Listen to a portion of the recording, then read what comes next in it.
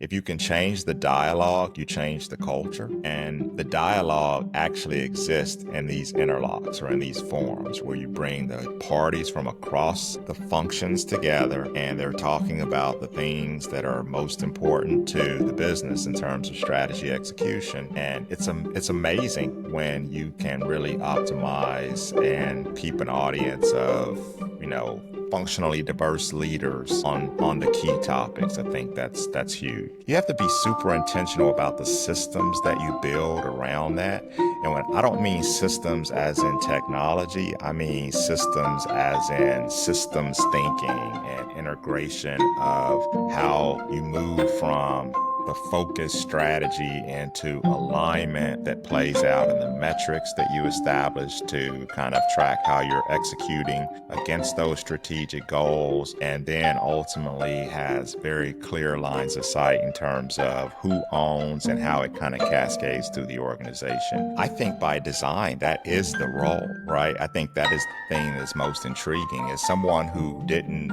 and I know this is true of a lot of folks who end up in ops, like I didn't have a career plan that said, I'm going to go do engineering or product operations, and, in the later years of my career. That was not in the playbook. But I think that when I say strategy fails in the seams or execution fails in the seams, the people who you're deploying to ensure that those seams are being well tended to tend to be operations people.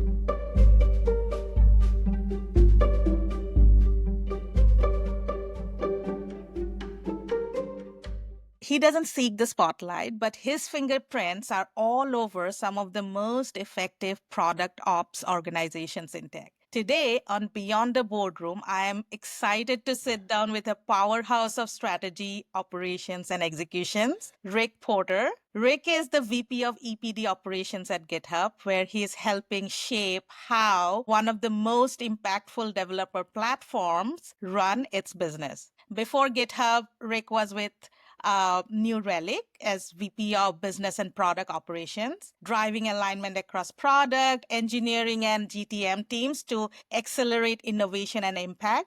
And prior to that, he spent years at Marketo and Adobe, where he played a critical role in operationalizing Adobe Experience Platform and Customer Journey Management portfolio. And I can go on, but I also want to call out Rick is a builder at heart, whether it's launching new products, scaling teams, or tightening the feedback loop between vision and delivery. He brings in clarity, discipline, and a data-driven mindset to the table. So, Rick, welcome to the show. I can't wait to unpack your journey and explore how great operations unlock great products. You're way too kind. I'm thrilled to be here. I think that, so we go way back for those that may not know, and I'm just so excited because we're obviously kindred spirits in terms of how we think about ops and its power in terms of really enabling the broader organizations that we serve. So just thrilled to be here. Thank you for having me. And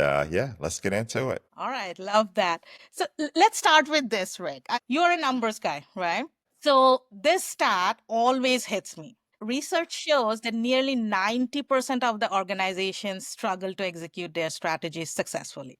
So I'd love to pick your brain on this. What's your take on why this gap still exists? So as someone who has actually been working on execution for decades now, I'm dating myself, but the gray hair that you can see validates that. This transcends industries. This is not a tech industry phenomenon, but I will isolate my answer on tech. Although I think there's truth that extends beyond that world. I think it starts with focus, right? So every company that I've been a part of has more ambition and is investing in things that may actually be beneficial. So it's not like the line is not drawn at like, oh, that's horrible. You shouldn't invest in those things, right? It's actually more like, hey, should we be investing in this season? Should that thing have to wait, or do we sequence these things? So if you go back to our time at Marketo, we were rewriting the front end and the back end at the same time. And there were like 10 other things from the CDPs to the Could we service different market segments? And the challenge was not, are those the right or wrong things, but are we exhibiting the right level of focus? Because it really starts there, right? If the setup is we have way more than we could possibly execute against, but we're actually trying to force the organization to do all of those things, you shouldn't be surprised when you are spread too thin and all of the things downstream. So that's the start, though. Let's for grins and giggles, let's assume that an organization has done a really good job of building their stop doing list and they are hyper focused. They're not dealing with all the adjacent areas that they could invest in. What I've also seen is, okay, but are you actually aligned in a way that allows you to get the work and the investments to the areas that are most impactful to your strategy, right? Because focus without alignment is really vision and intellectual strategy that has no chance of actually playing itself through, right? So that alignment is not just people alignment, it's dollar alignment. Investments should flow into the areas that are actually supporting your strategy. And then there are obviously cultural implications that have to do with like how accountable and how much of like a DRI kind of alignment to executing certain portions of that strategy. And the last thing that I'll say, just to kind of wrap it up here, is you have to be super intentional about the systems that you build around that.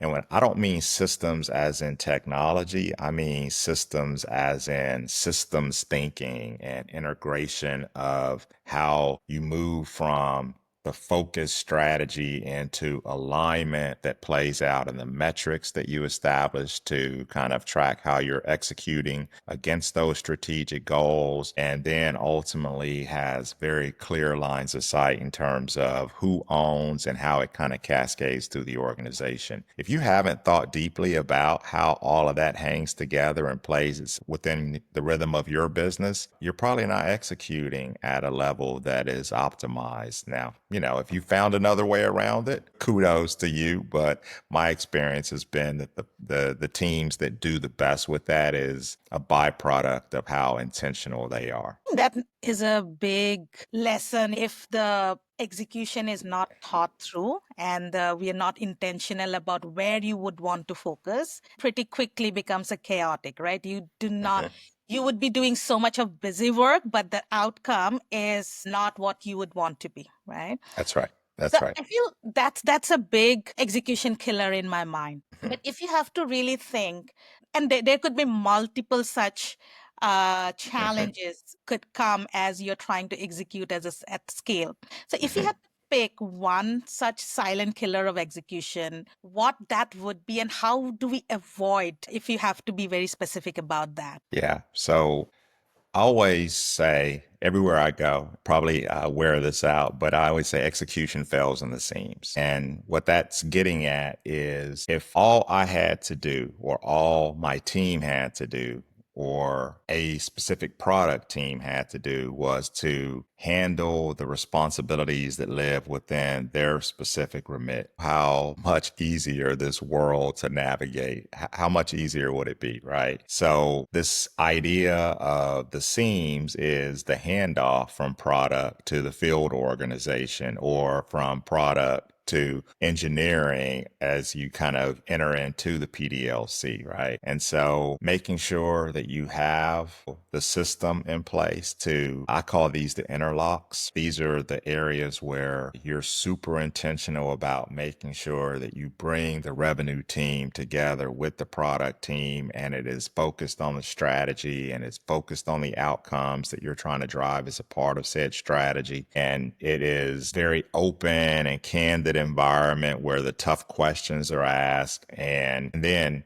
like we have at GitHub a leadership forum, but we also have operational forums that are as important in terms of executing related to launch so that we're actually tracking and we have the right level of enablement when we launch products. And so I wouldn't be the one to say that that's always a flawless execution. We have our challenges like all others, but making sure that you have that system of interlocks in place because that's actually how it works from an operational side, right? So, like, once you have the right strategic focus and you have the ability to align that strategy across the organization, then operationally, how does it actually work? And if you get that kind of those interlocks right, I used to say back in my consulting days, and I think this is aligned with the spirit of what I'm saying. If you can change the dialogue, you change the culture. And the dialogue actually exists in these interlocks or in these forums where you bring the parties from across the functions together and they're talking about the things that are most important to the business in terms of strategy execution. And it's amazing when you can really optimize and keep an audience of, functionally diverse leaders on the key topics. I think that's huge. If you change the dialogue, you change the culture. I think that's so powerful, Rick. And this kind of touches in one of my favorite topics that I want to talk to you about. So where do Yeah. you see between this dialogue and culture PMO fitting in this mix of strategy, execution, and how do you see PMO playing that critical role? I mean, I think by design, that is the role, right? I think that is the thing that's most intriguing is someone who didn't, and I know this is true of a lot of folks who end up in ops. Like, I didn't have a career plan that said, I'm going to go do engineering or product operations, and, in the later years of my career. That was not in the playbook. But what actually drove me into this was I had always been working as a consultant on cross functional projects as a product manager.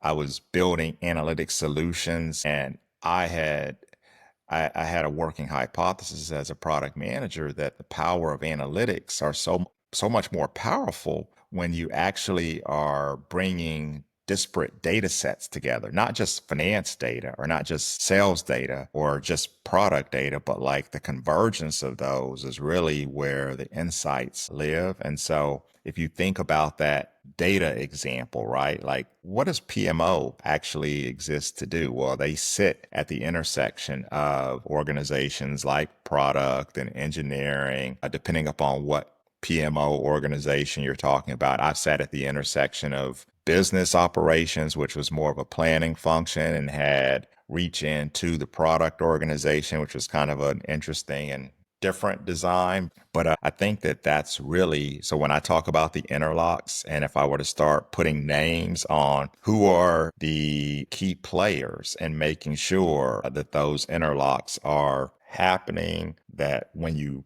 break and go actually do the work, there's someone who's mindful of all the things that need to actually happen on the other side of the meetings. That's what we are here for organizationally. And so when maybe it's selfish or maybe it's, self-importance, but I think that when I say strategy fails in the seams or execution fails in the seams, the people who you're deploying to ensure that those seams are being well tended to tend to be operations people. I think nobody has put that in such beautiful words, Rick. I really love the words that you use, like people who are mindful of to make sure that seams are intact or that work is being done. I think that's beautiful. We'll Thank you. talk about a little bit more in terms of data-driven PMO. You and I have like talked so much about it. I really want to talk detail about that. But even before that, one of the things that you touched, I've been thinking about it a lot, how to structure a PMO that can Mhm. be most impactful, right? I've Yeah. seen PMO sit in different parts of their Mhm. organization. There could be a centralized as an EPMO, sometimes embedded within product or engineering, or Mhm. even split across both product PMOs reporting to product or Mhm. TPMs rolling into engineering, and there are IT PMOs rolling into Mhm. IT. But PMO inherently is so cross functional. And sometimes I wonder if too tightly aligned to single org, does it changes Mhm. their impact, or it is sometimes required to even have those kind of breakups Mhm. just depending on scale. So this is an ongoing conversation I Mhm. keep having with myself, so would love to get your thoughts, like what have you, in your experience, have you seen a particular model that works particularly well, or how do you think about that? I think in this case, leadership alignment trumps any notion of a perfect PMO structure. A PMO is probably best characterized as something that fits within that org's context, right? And so if you have decentralized teams around products and engineering teams, then it makes more sense that you have a structure that fits that decentralized kind of way of doing things. I don't think there's a one size fits all view of what works. In fact, I've operated in, and oftentimes the choice for a leader is not like, I don't walk into an organization and say, oh, we're integrating everything, right? Or we're decentralizing everything. And so you end up as a leader with the challenge of optimizing the structure. Now, you might move in a direction. What I've always found is if I were to frame the question as I'm the architect and I get to design, it would actually be a hybrid model. I would have people embedded where embedded makes sense because the business and the detail and the inclusion in all of the right spaces matters, right? I need TPMs that have a seat at the table, but I also need some level of cross-cutting that is not completely just isolated and focused on a specific program. So when I am responsible for that part of org design, I try and drive towards a hybrid model. And in GitHub, what I've socialized is what I call the horizontals and the verticals. So the horizontals are the cross-cutting roles that are I'll use product or what we call core operations as an example. So launch management is horizontal because it cuts across all of the product areas, but we have depth in specific product areas like Copilot. I need TPMs that are embedded in all facets of the Copilot portfolio. What is the reality of what we have in place? It's a mix of those two things. And I think that that is the right answer because it is putting people in the right seats and making sure that you have that level of depth and granularity to solve very specific problems, but also organizationally the ability to think across all of the programs that ultimately ladder up to how effectively you're executing your strategy. That's fair enough. I feel having hybrid and based on context, it totally makes sense. Building on to that. So you currently lead both product operations and TPM at GitHub. And in my experience, if roles aren't clearly defined, then there can be a lot of overlap between these two roles, right? Especially when it comes to coordination, orchestration, driving execution around product and engineering. So I'm curious, how do you define the distinct role of product ops and TPM? Where do you draw the line between these two? Yeah. So it's one of the first conversations that I had with the CTO at GitHub at that time when I joined, and the person who was running engineering operations, because we weren't an integrated team, really started with the why and the what, and then the how. And the how is split into how long and how many, just to simplify. So if product owns the how are we doing this and how does it attach to the broader strategy and what does that manifest itself as in the way of strategic initiatives that we're executing against, what areas across the value chain we're competing in. So if you think of the inner and outer loop from a dev tool space, like where are we putting our investments? That's what product owns. And so that PDLC, from ideation all the way through launch is really where Prod Ops is hyper focused. Now, the TPM side is the SDLC that sits within that broader PDLC as a subset, right? So that's what I like to call the factory. And the factory has to get clean inputs or receive clean signals, and then it has to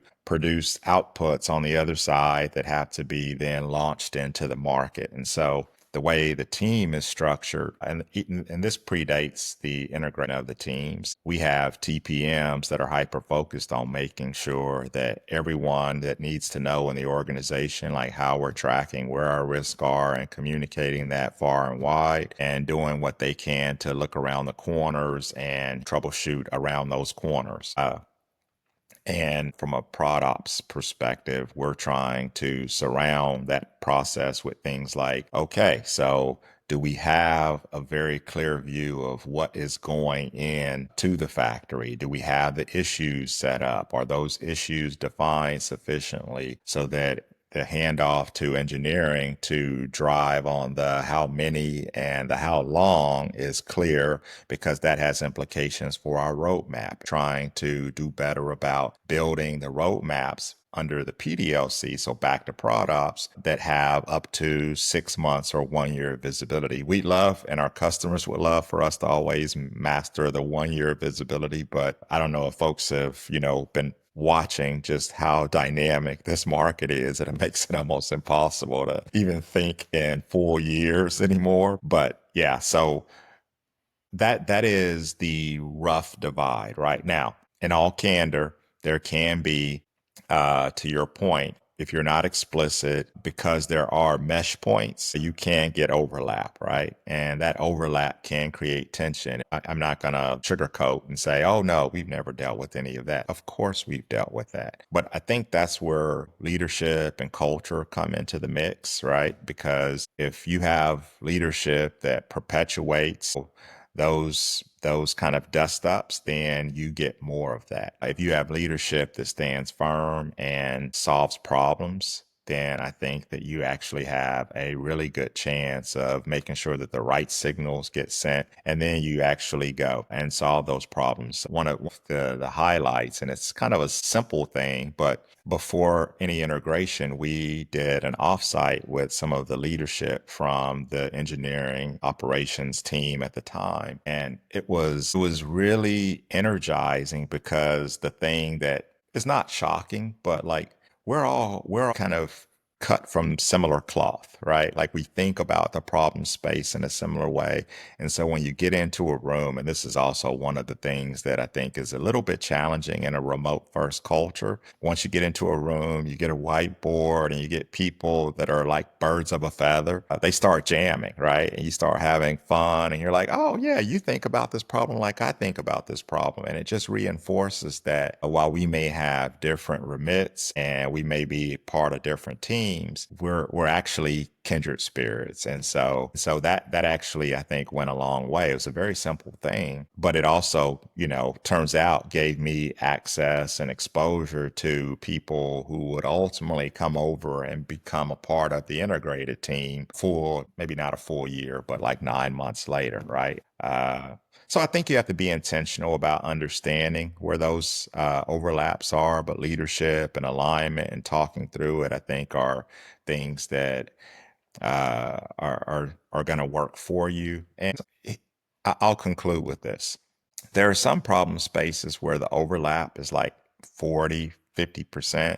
Those require deeper thought about how you're actually going to attack that. But when it's 80-20, think of that as an opportunity, right? That's an opportunity to ensure that there's a good mesh. There's some scale and duplication that is the healthy form of duplication. And you have multiple SMEs that can cover for each other at different times, right? Like you don't want it to be overwhelming, but there's actual real advantage in having two sets of eyes that are close enough in proximity to a problem space that they can work in a complementary fashion. Obviously, as an ops organization, we are like probably most, we're pretty lean. So you don't have the luxury of having two people covering the same ground. Like it's just, we don't have the staff to do that. But there is benefit in that partnership and collaboration. And with the right leadership and culture, I think you get to a good place. I think you're right. Also, I feel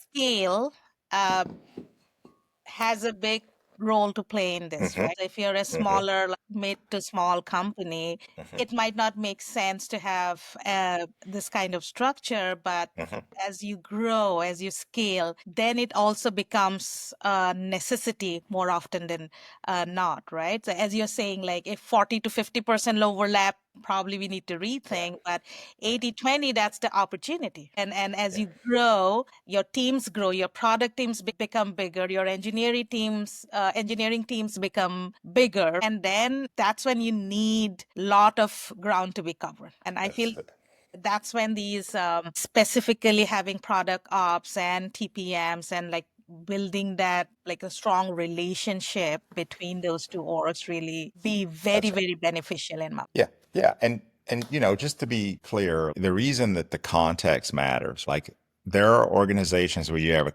clear CPO that owns both. And in those instances, I think that it actually makes sense to have an integrated ops organization for sure. Now, one of the things that's interesting about GitHub is we have a CPO, CTO structure, but we did have some historical kind of truth that was more of an integrated ops organization. So we're actually operating in this kind of hybrid model where we have CPO, CTO, but integrated ops. And we've been in this for I think 3, 4 months now. And it's actually really cool and interesting.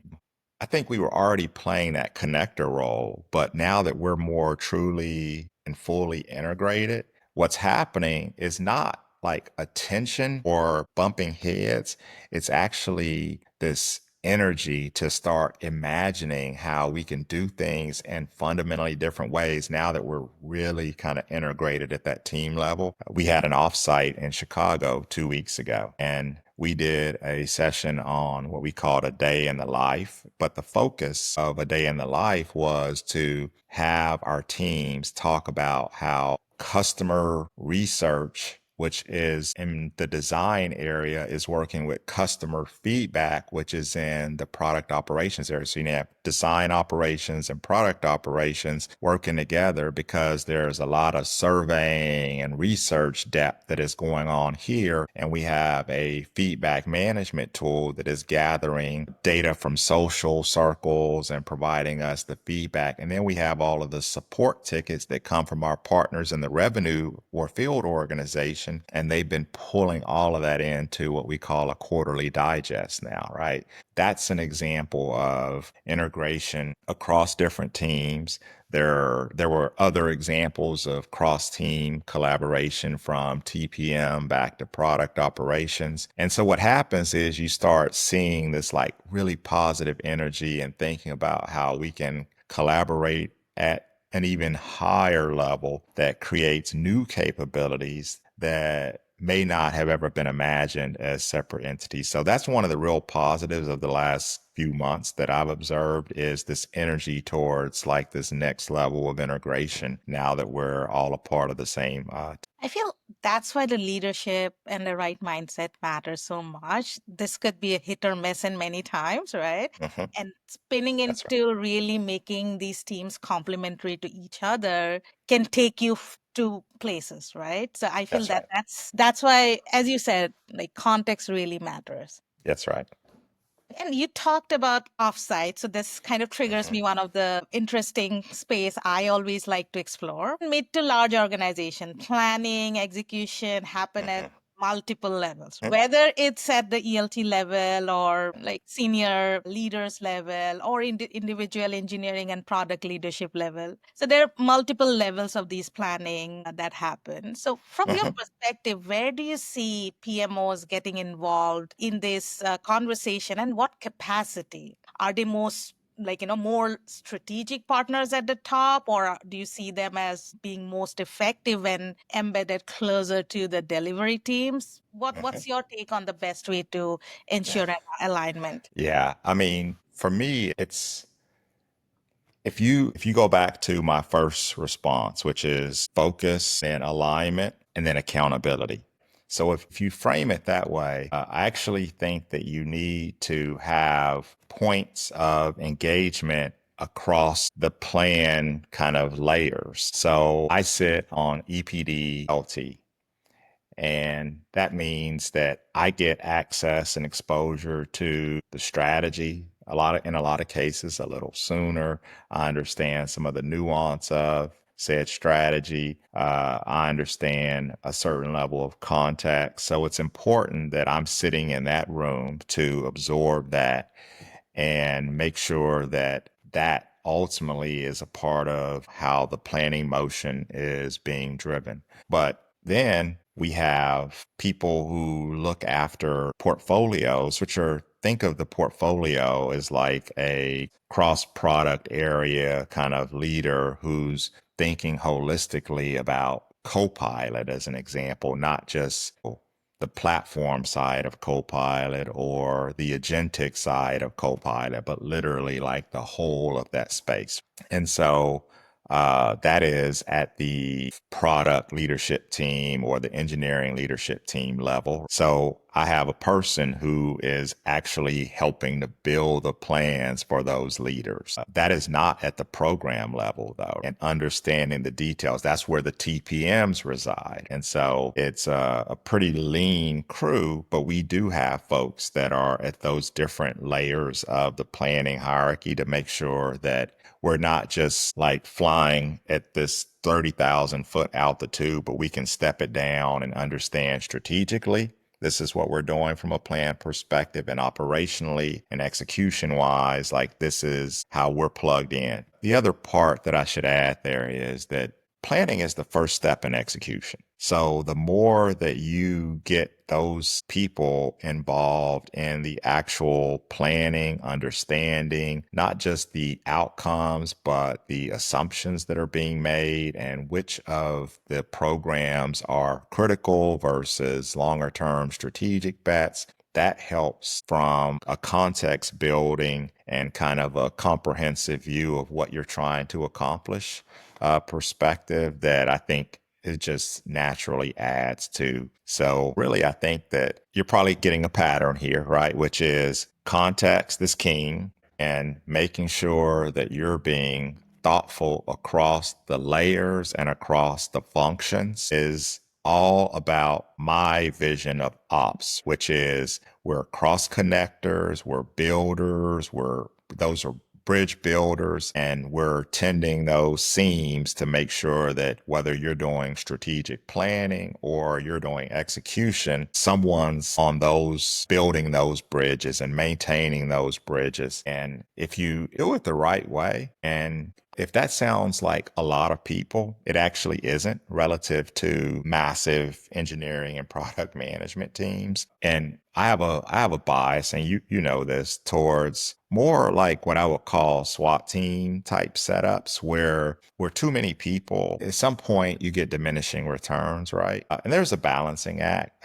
So I say that largely to say that operations leaders should be super thoughtful about making sure that everything we do is as lean as it could be, that is fighting against like administrivia and excessive toil and bloat in the work and in the org. And I think that that is a part of how we just kind of make sure that we are operating kind of those SWAT teams that are high impact for the organizations that we serve. I feel that's very, very critical what you said. I think I take two takeaways, right? The big one is at every layer of planning to execution, then there has to be a PMO seat at the table, depending on the level, if you will. Because without that, bridge breaks. And the other pieces is these teams are not 100 people teams. So there has to be a very critical, a small team like a SWAT team which goes and fixes issues and just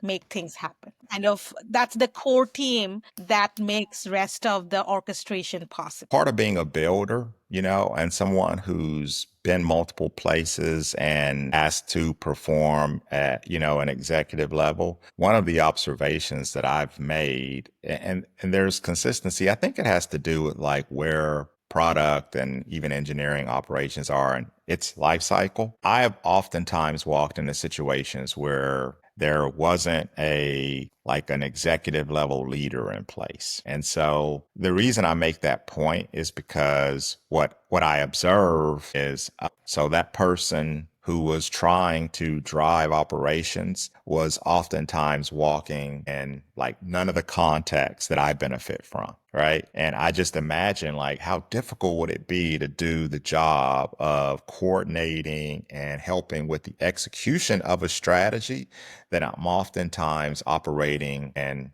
a lack of context. And so one of the points of encouragement that I would make broadly is if you're investing in ops and execution issues are paramount, make sure that you're investing in the right kind of leadership so that you're naturally engaging and involving your operational side as much as you are the line leaders, whether it's on the product or the engineering side. I think that that is a huge investment in terms of making sure that downstream action is flowing from strategy because they have a seat at the strategy table. I feel that is so fundamental. It goes back to what you were saying, that being intentional about it. That's right. And if you really want the right ROI and right That's impact, right. you have to give that seat at the table. Otherwise, the team flies blind. So if you don't have the right leadership, don't have the right information or input, you That's right. cannot have a execution plan that is based on reality. That's very, very fundamental. So building on to that, I would love to hear your thoughts on what should be like the core deliverable for a program manager. I've seen so many different versions of it. I feel success of any role is really hard to accomplish without the clear ownership or clear accountability and clear deliverables. So in your mind, what are the core deliverables of a program manager, and how do you measure the success of that role? I'll actually start with your second question and then feed into the first question. I don't know if this is provocative or not. Really, what I care about is the feedback loops, the 360 feedback. So my question for all leaders in ops, are you a trusted advisor? And can I go and find that you are a trusted advisor when I talk to the engineering or product leaders that you support? If the answer is unequivocally yes, then I know that you're actually providing the kind of value. And it's not even a click down set of questions. It really is like, hey, is this person? So I had an interesting experience when it was announced that I was taking over the engineering team, the TPM team. One of the product leaders who was wondering about how it might impact his organization came to me immediately and said, "You can't take this person away from me." And I was like, that's the kind of response that I want because it told me instantly, okay, so you have a trusted advisor that is sitting there and that is making sure that these massive programs that you're responsible for, that the trains are running on time and that the programs are delivered effectively, right? And that risk is being surveilled and reported early and getting to the right pockets so that we can action those things, all the things that make for, great performance. And so I really look for that trusted advisor. And that's not just for TPMs. It's also like if you're the person who's running feedback management, or if you're the person who is running the roadmap area, or if you're running launch, right? Like all of the PDLC areas that are more horizontal that I was describing earlier,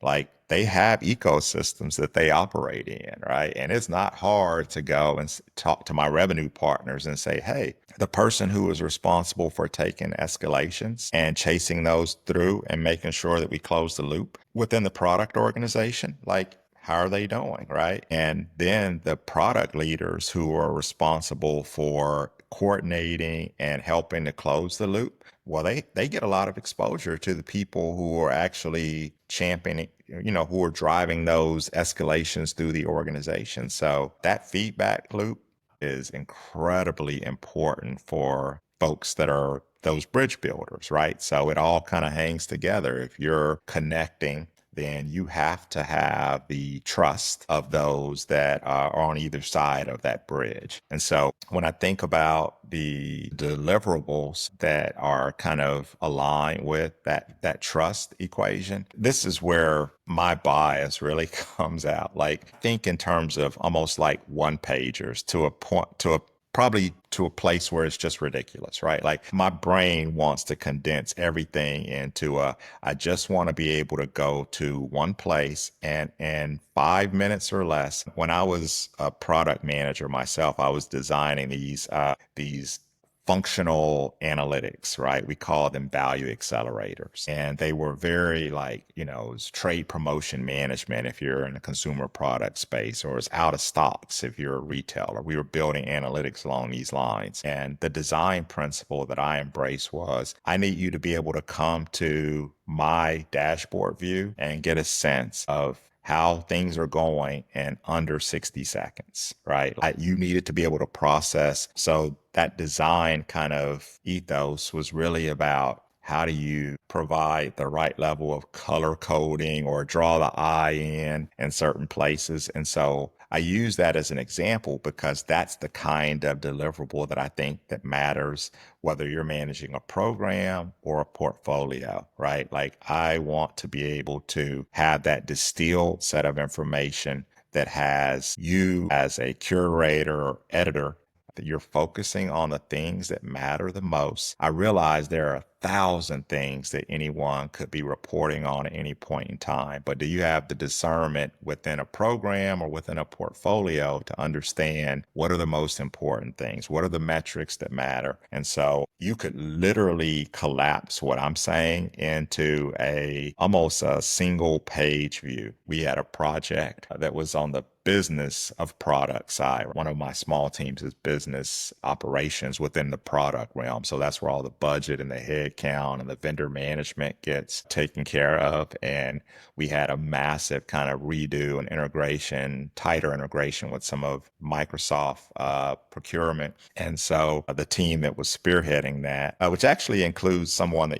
but I won't put that person on blast in this podcast, but they did a spectacular job of creating an integrated playbook that anyone who's trying to figure out where to go to get information about procurement, where to go to understand kind of, like how to think about the process, all integrated, one-stop shop, as I like to call it. And that wasn't really, it was a deliverable, but it was one that is representative of like that higher level of curation. In fact, I have another story along these lines that actually involves you. And as you know, I've credited you.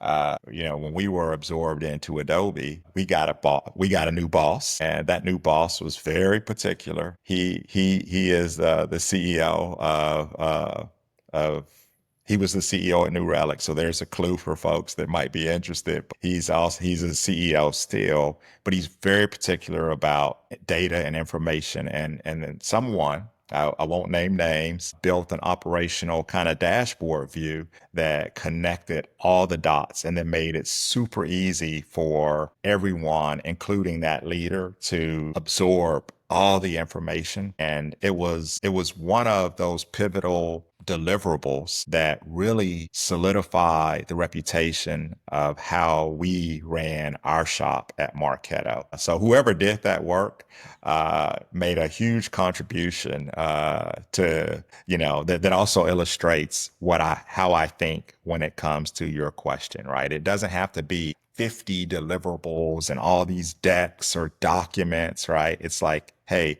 how do you, across the sea of all of that, bring order to that? How do you distill it? How do you communicate it broadly across the organization? If you do that, then I'm going to posit that you are probably the trusted advisor and leader that we need in this business. I love that. I think now we're getting into the things that we really love to talk about, that data. I'll come to that. But I have to tell you that the way you tell the story about my delivery, even I can do a good job as you do. So I should actually take you wherever I go to tell this. I'm happy to do that, by the way.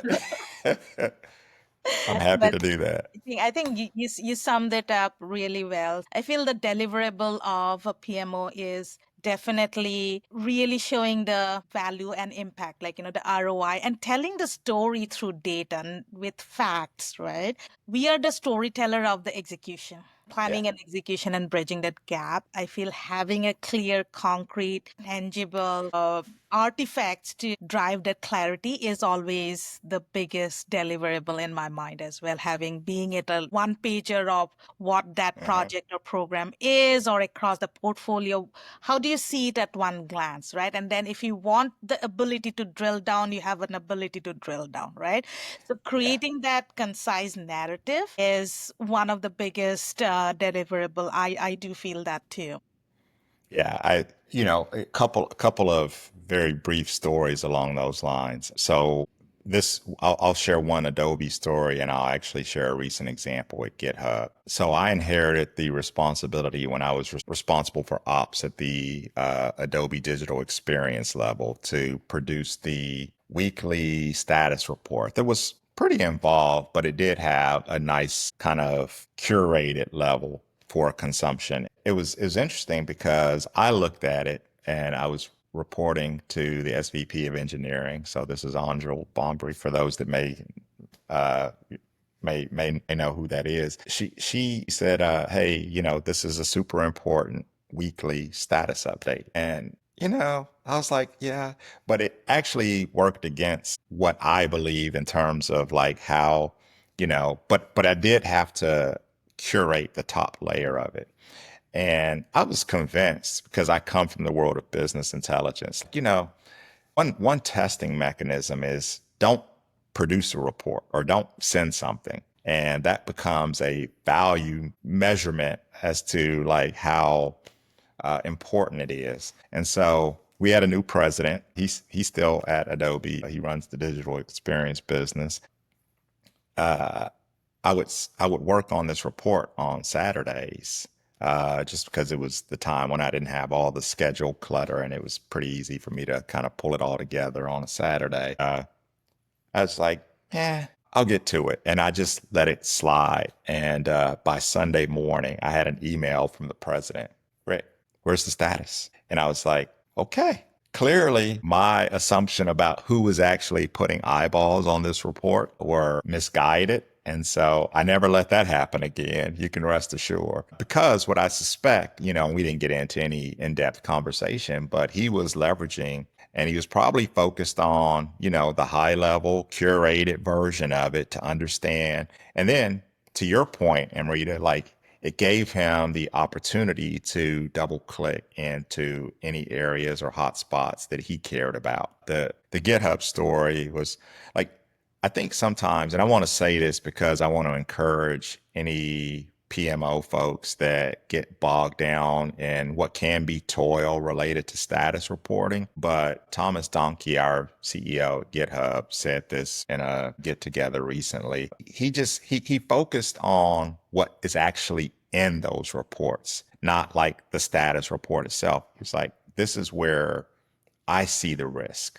He said it more eloquently than I'm going to say it. This is where I understand the decisions that I can help to accelerate. This is where I can pull one of my leaders into the mix and say, this thing right here, like, is actually a Microsoft or some other kind of stakeholder in the mix, right? So if you define a status report as this tactical thing that requires a lot of toil, then that can certainly be frustrating, right? If, on the other hand, you define that as a strategic asset that provides the insight to that president at Adobe or the CEO at GitHub that, enables them to make faster decisions that is really about execution, then it kind of just puts a different spin on the work that you're doing, the deliverables that you're creating. So I think that's an important point that program managers need to really kind of focus on, even in the midst of what might be some tedious part of the role at times. And there are ways that we can continue to make that better. At some point, if we talk technology and tooling, we can touch on how AI can help to solve some of those issues. And we're experimenting pretty radically in that area as well. Yeah, no, absolutely. I think that is an area definitely would love to talk about, that how we can make these better. But getting to your point, even one person's life, we are making it easy at a leadership, and it's Mhm. helping the organizations to make faster decision. That says something, right? That's worth that toil, right? So I feel that, That's right. that's the job, that's the grind, if you will. So That, I feel I that agree. that's the value that PMOs bring in to really distill the noise and get that story. We are almost like newsroom. I call the PMO team also as the I newsroom. love that. We distill the story of and tell the story, just not report facts. Just I tell love the that. story that really matters, right? So I feel that's very important part of being a program manager. Love that. The newsroom. I like that. So I feel like now we're almost touching the my favorite subject and yours too, about data-driven PMOs. When we are talking about analytics, when building a data-driven PMO culture, what are the Mhm. key elements a leader should prioritize? Because there could be so much of data. What data truly matters, and how do you avoid getting lost in all these multiple dashboard and matrix that don't drive action? So how do you distill that? You know, this is a fun question for me because it literally goes back to the roots of like my career. If you read my resume, it speaks to how data sits at the center of everything that I've tried to drive. Even when I did a startup, it was a data startup, right? It's laced throughout my entire career journey. One thing that I've also kind of learned though is the PMO or ops team is probably we are subject to the context in which we live. So if you are in an organization that is very data savvy and that is invested heavily in building out a warehouse layer and having top flight visualizations, then you benefit and you need to make sure that you're doing your part to support that data driven organization. Conversely, if you are working in an organization that hasn't or is just still kind of in an earlier maturity stage as it relates to their data journey, then you're probably going to have some of the same challenges to navigate because typically what you find is that the readiness or availability of the kind of data, if you were to think about like a rank or stack order of the data that's available, a lot of times it's going to start with, rightfully so, making sure the PMs have the data that they need from an analytics perspective, in product, or just in general. And so I do think that we have to account for that. But to answer your question specifically, I think that for me, and this is where I get excited about it, is like the answer lives in, like, to me, a dashboard that has the strategy on it is the launch point for the things that we should care about, even in an ops perspective. So here's a simple translation. If we are saying that we're going to deliver on agentic kind of capabilities for the dev community, and that's a huge part of our strategy, then the analytic mindset that I have is like, oh, okay, well, I'm interested in understanding our resource distribution and understanding what part of our resources are responsible for working in areas A, B, and C that might roll up to agentic, right? Now, that may seem like a very simplistic thing, but for folks who have worked in the operational realm for a while, you know that it sounds simple. It's not simple. And so you have to invest and build assets because Workday doesn't answer that question for you. It never does, right? I've been at 4 different companies where I wanted Workday to answer a certain set of questions. And, it's just a reminder, Workday's HRIS. It is not like all of the team and initiative level detail that ultimately addresses the more strategic questions that you have, right? So, when I think about the power of data, I'm trying to make sure that it's aligned and oriented towards the strategy. That example that I'm giving you is like, hey, it starts with, are you investing in the right way? Okay, now that you're investing in the right way, I want to be able to understand, well, what are the programs that are in flight? So how's that on our roadmap? And like, how's that tracking? Well, I actually want to be able to go and find, and I don't want to have to look all around for that. Like I want to have a consolidated view. And so a big part of the work that we've been building, even the operational stuff, is like, all right, so we have a nice release management process flow. We have boards that are set up. We invested as a team in an operations analyst that can come behind all of that and start building out the dashboard so that you can understand how are we with previews that we're responsible for running, or how are we with all of the release and launch stuff that we're running. So we've made intentional investments. I was joking with that team recently because I was trying to jump around and find different things, and I like it all to be together, and then our ops analyst sends me this page that actually had all of the pointers to all of the dashboards that have been built. And I was like, I don't know why I didn't know about this page. It was actually my fault. It wasn't his fault. And it was very reminiscent of, the thing that we were talking about a moment ago.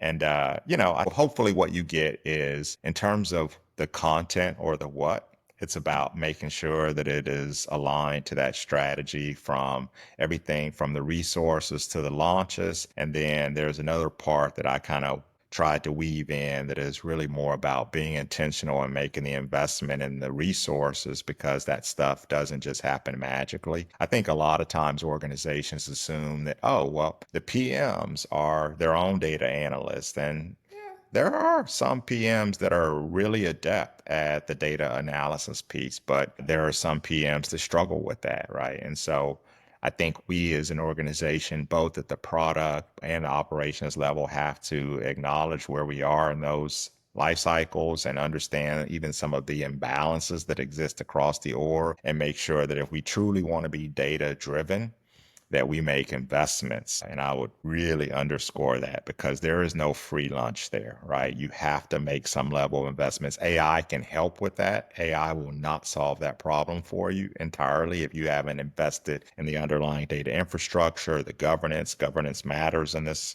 world that we live in. And so, yeah, that's my not so short answer. So, building on to that, now we talked about being data driven, curating data, and creating dashboard and analytics.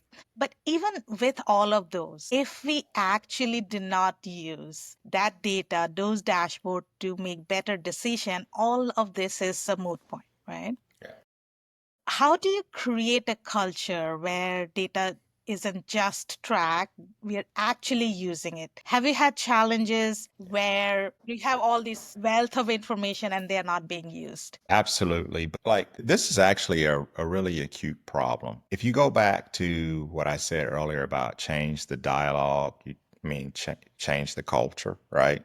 Well, if you put that in reverse, one way to change the culture is to drive a different set of dialogue, right? Like, obviously. And so if you have all this data that just lives, and you have product managers or operations people that are paying varying levels of attention to the data that they do have access to, but it kind of terminates with them or their team, then you're going to have uneven adoption of a data driven approach in your business, right? Contrast that with a CPO who is just constantly peppering the team with data questions. What signal does that send the organization and the folks on the leadership team?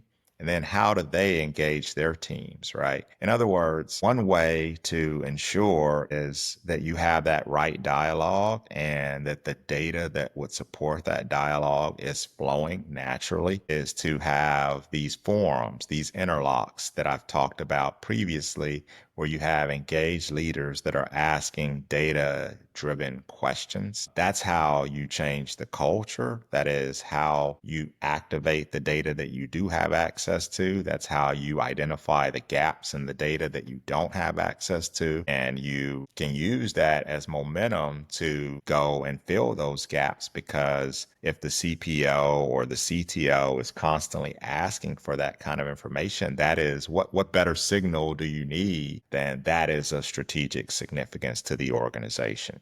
That's what I was kind of leading to is it starts at the top of the leadership, right? Mhm. So Mhm.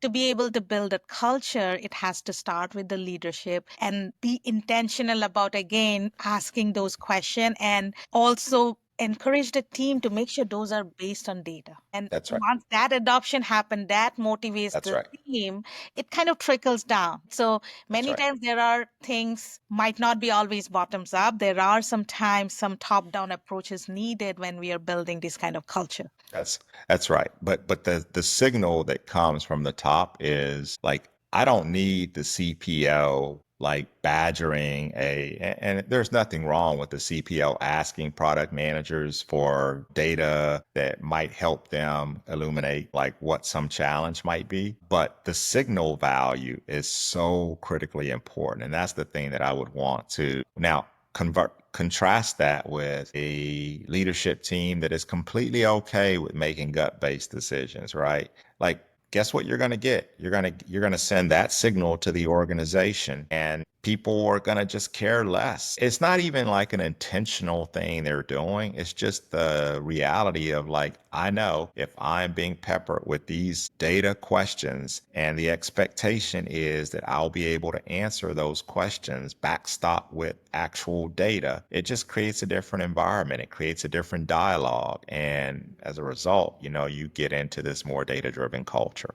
That's fair enough. So when we're talking about data-driven culture, so one of the things we can't ignore is tools. I'm Mhm. pretty tool Yeah. agnostic, but at the same Same. time, I do believe that there is a set of tools, that minimalistic set of tools Hmm. that works for your organization. You need to kind of build in. And there is no one tool many a times. But I have Hmm. seen teams go to war over tooling decisions, right? It's Yeah. So what's your minimalistic toolkit for a data-driven PMO? What's essential?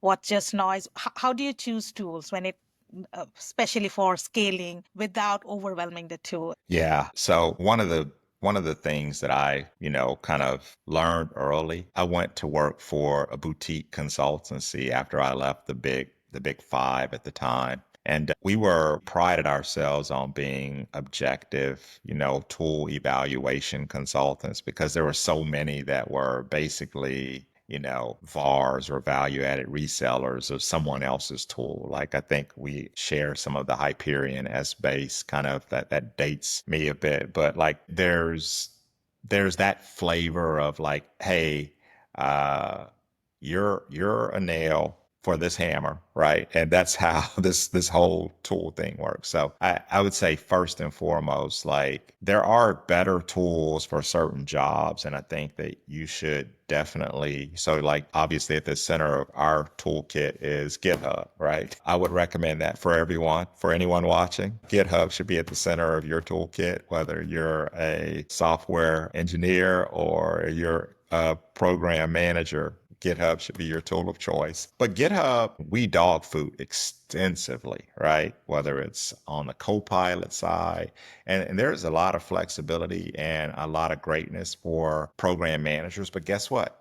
GitHub is not a customer feedback tool, right? Like, can feedback be captured in a repo? Absolutely, it is. But like, what's going to sit on top of that and provide AI enabled tagging? So in that case, right, I would say an evaluation of the feedback tools are very domain specific. And in this world that we live in, I would say the more AI enabled, because the toil that comes from feedback is my person who leads that team said to me at one point, do you realize that overlap in issues is probably somewhere close to 80%? We just don't have a mechanism for associating all of these issues that show up across our customer base as unique issues. So this is where leveraging technology that we have today that frankly 5 7 years ago you only had the option of it just wasn't embedded in the tools like it is becoming increasingly. So in that instance, it is a very specific set of features that allow you to reduce the toil. The more AI enabled a feedback or listening solution is, the better. If I were to think about the tooling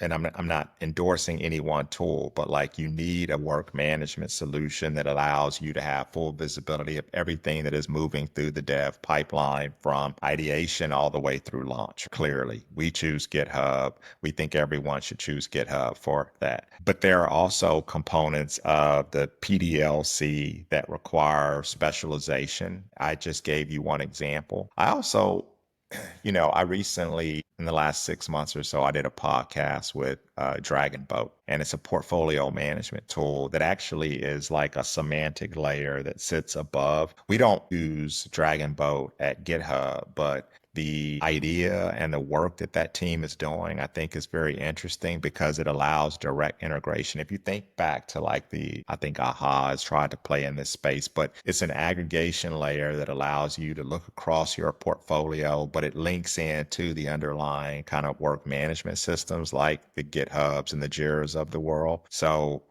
I think that's an interesting concept. We're actually building some of those artifacts ourselves because we feel like we can do some of that work. We have a team that is commissioned with doing a lot of that work. So, but I do think that those layers, so portfolio management and work management, and then some of the specialties around feedback. Some folks may have a need for specialized kind of release or launch management software as well. I would basically kind of follow the PDLC and look at specific tooling across that chain as kind of a guidepost for how you should think about tooling. As being agnostic as you can be in those evaluations, because oftentimes my experience has been you're picking your flavor of greatness and your flavor of challenges because no tool solves all of those problems perfectly. So, that would be my 2 cents.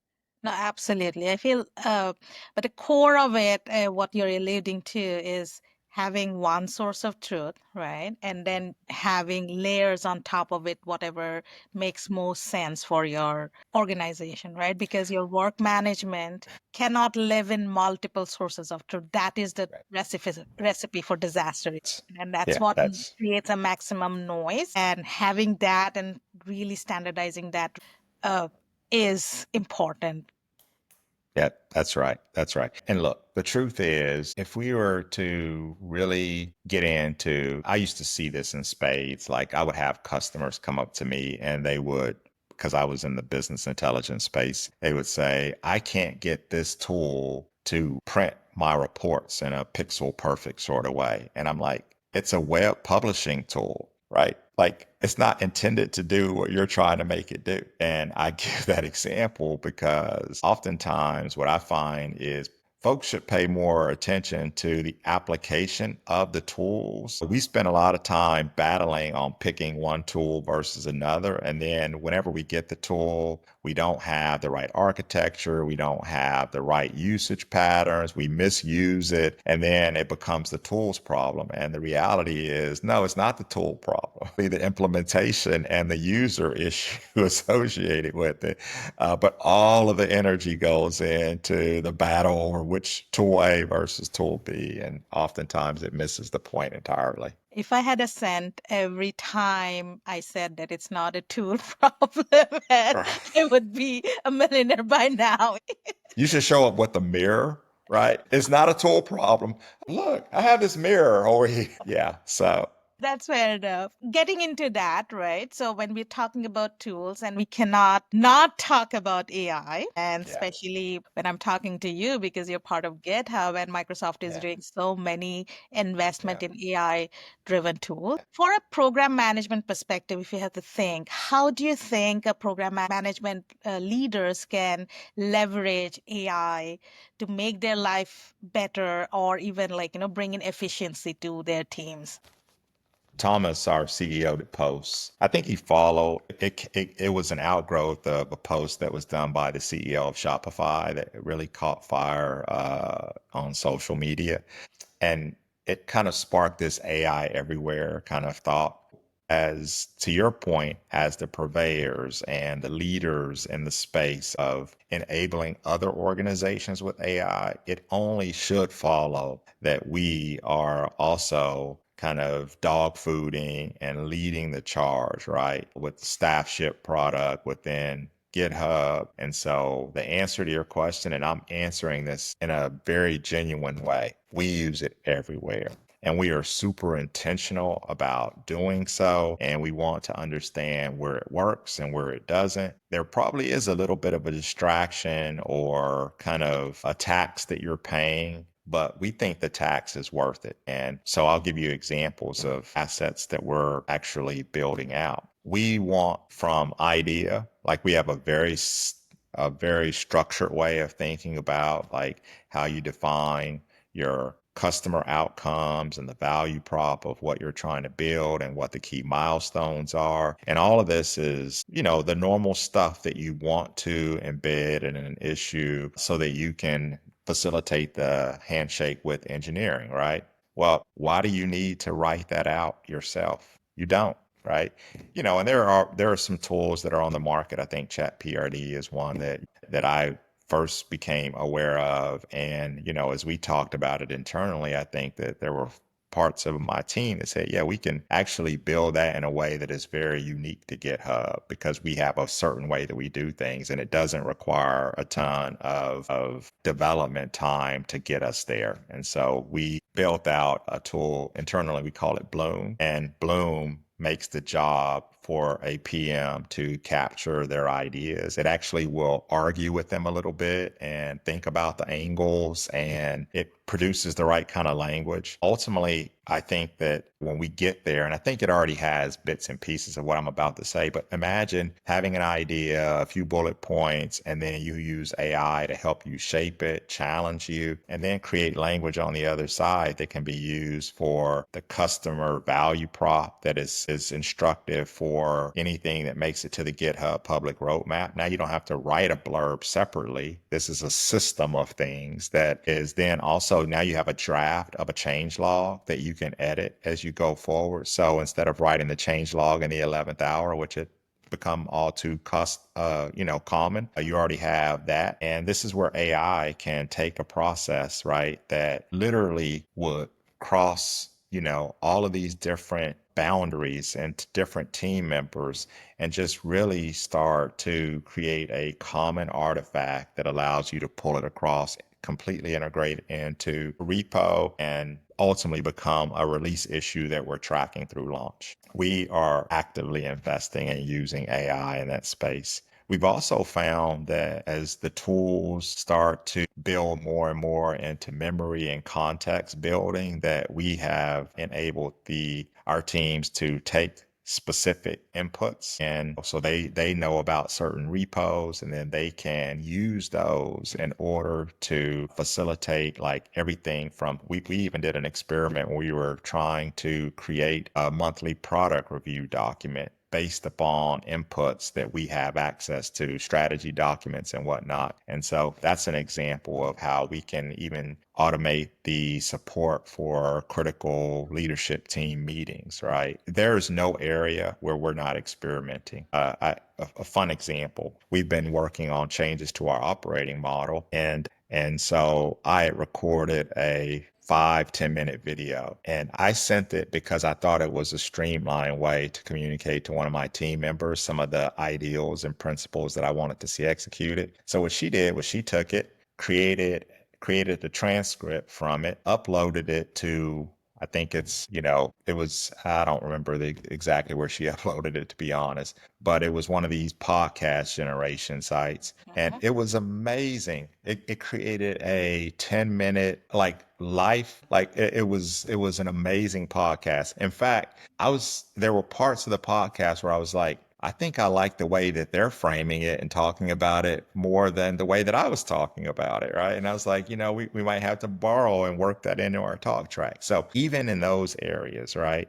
we are actually leveraging the ever expanding and emerging toolkit.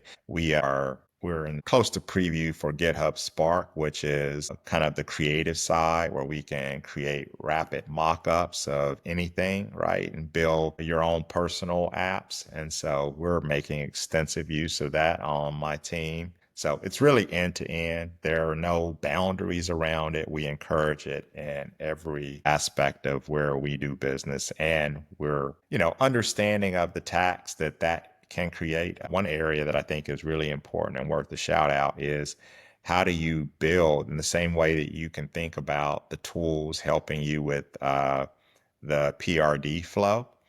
Can you also repurpose it to point to the repos that can build your status reports for you? So you actually truly transform the TPM's kind of reporting role from the beat writer, to use your newsroom, right, kind of example, into the editor, right? And that does a huge bit in terms of taking the toil out of the process. So that's a big part of, our experimentation and just making sure that we get that. We're intentionally trying to stay on the cutting edge there. No, fantastic. I think there are a lot of that nuggets that you talked about, very, very practical examples. So it makes me smile when you talked about the podcast. I'll give you a small example. I was playing around with how do we communicate most effectively. We have like this whole portfolio updates. People don't read the entire thing, but what is the most engaging way? So I was playing around with Notebook, LLM, and I took it from Smartsheet, took a dump, created a CSV, dump it in Notebook, and asked it to create a podcast. And it did such an amazing job of very engaging Yeah.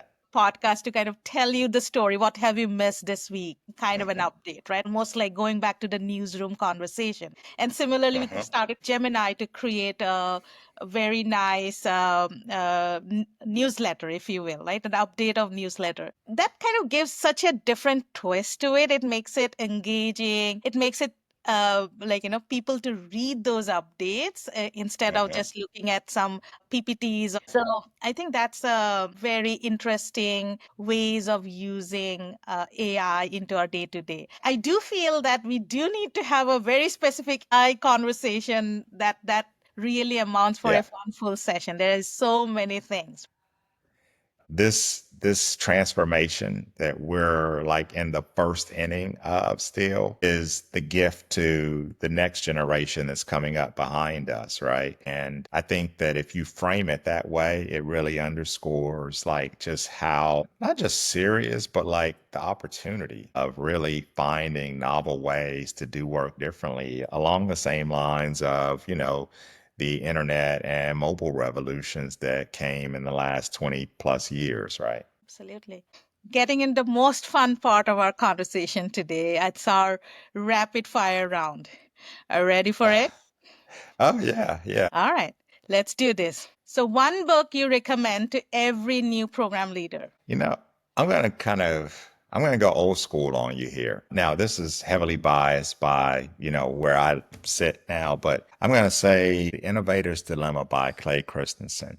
In this time of kind of massive change, I mean, things are changing so quickly. Incumbents are being like, challenged in ways that we haven't seen probably since the internet revolution, And so I just think that book does such a powerful job of framing the challenges and the inertia that lives in organizations and should force people to ask questions like, wow, are we doing the things that might actually be creating some of the lack of execution? I think it's if you've read it, you should probably read it again. Even if you get the Cliff Note version, I think it stood the test of time. So I think that's a good one. I love it. What's your favorite productivity hack? AI, and it's all flavors of AI. Like I have found it to be useful in everything from like, having a personal like blogs that I try and discussion posts that like it is a better writer than I am. So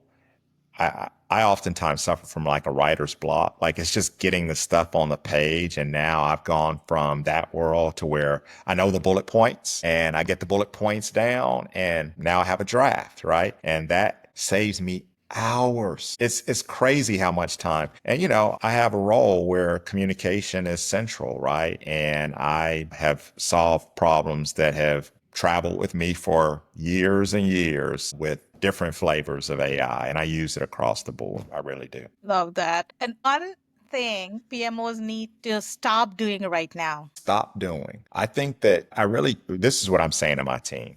We don't just need to look at, is your program strategically relevant? We need to inspect the work that we're doing within that program and make the hard choices as to whether or not it requires a TPM to be a facilitator and, dealing with the status. Because what happens is there's toil that exists within the strategic programs, and then that can be the thing that leaves folks feeling overwhelmed. So I'm actually just asking them to, it's not a one thing, I'm asking them to scrutinize, even within the realm of strategic, the things that we can collectively stop doing. Now, my hope as we're asking them to evaluate is that we can do some pattern recognition and seeing where maybe there's a common things that kind of seep into. We haven't actually gotten there yet, but this is a big part of, we're about to enter our fiscal year in July. So July 1st, this is one of the things that I'm definitely leaning into to make sure that we're actually not just saying, oh, it's strategic, therefore I can, pretty much have license to do or expect that people are going to ask me to do 10 flavors of things, when the reality is it might only be a few of those things that really matter. Fair enough. A mistake that you're glad you made. How can I say this without being offensive? Not every career stop is one that you would architect for yourself. So I've had some in the last 5 years that if I had a do-over, I'm not sure that I would do. But even in those moments, you have to figure out like, hey, what are the things that I got out of that actually are really helpful to me, even as you move on to your next stop. And so, yeah, there are some career missteps, but the way that I do try and reframe that is like, that's a part of the learning journey and you take it in stride. If I went back further in time, I'd say, when I was co-founder of a startup that was doing social analytics, we were trying to build a customer data platform, and we didn't realize, we thought we were building a social media analytics tool. And those tools, as the social networks basically shut down everyone else that wasn't like in, like their walled garden, value of what we were building was actually in the data connectivity. And I think we glossed over that point. And I think we cost ourselves an opportunity to really do some interesting things, because a lot of the tools, like the segments of the world, hadn't really even hit yet. But we were executing ideas that were at least adjacent to that space. So there's some, as I look back, I'm like, how did we not see that? But, hindsight, right? So true. So something that cracked you up recently. Let's talk something fun. Okay, here's one. So my team, like, they've done this 2 years in a row. They think they're funny, but it does crack me up too. So we had our offsite, and it's where everybody comes together, and they're secretly passing out bingo cards across, within the room. And the game that they've come up with is, they think I'm so predictable that they can create bingo cards with the phrases like, drill to detail, or, like some of the, what I would call the Rick-isms. And so, yeah, they had a bingo game at my expense, but I should highlight that I've won each of the last 2 years because no one has been able to complete the bingo card. So as I like to say, I'm not as predictable as y'all think I am. Love that. You cracked me up.